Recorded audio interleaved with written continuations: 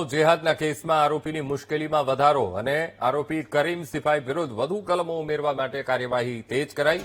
આરોપીએ આદિત્ય પટેલ નામ ધારણ કરીને મહિલાઓનું શોષણ કર્યું હતું. આરોપીના મોબાઈલમાંથી 20થી વધુ મહિલાઓની પ્રોફાઇલ મળી આવી છે. મોબાઈલમાંથી 8000થી પણ વધુ મહિલાઓના ફોટા અને વિડીયો મળી આવ્યા. આરોપી મહિલાઓને પ્રેમ જાળમાં ફસાવીને શારીરિક અને આર્થિક શોષણ કરતો.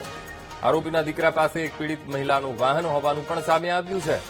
આરોપીએ ખુદ આદિત્ય પટેલ નામથી ખોટા ડોક્યુમેન્ટ બનાવ્યા હોવાનું પણ ખુલ્યું અને મહિલા પોલીસે આરોપીનું લેપટોપ કબજે કરીને એફએસએલમાં મોકલ્યું છે. આરોપીને ફંડિંગ આપનાર લોકોની પોલીસે તપાસ તેજ કરી છે.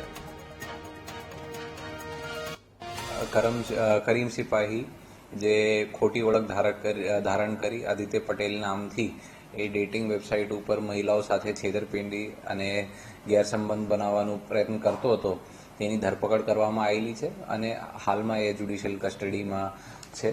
તદુપરાંત પોલીસને તપાસમાં મળેલું છે કે એમને અગાઉ જે ખોટા નામ ધારણ કર્યા હતા એ આધારે એમના પોતાના લેપટોપમાં અને ફોનમાં એમને અલગ અલગ આઈડેન્ટિટી કાર્ડ પણ બનાવવામાં આવેલું છે, જે આધારે આપણા ફોર્જરીની કલમોનો પણ ઉમેરા કરવા માટે કોર્ટનો રિપોર્ટ કરવામાં આવેલું છે અને ટૂંક સમયમાં કોર્ટનો ચુકાદો આવશે એવી અપેક્ષા પણ છે.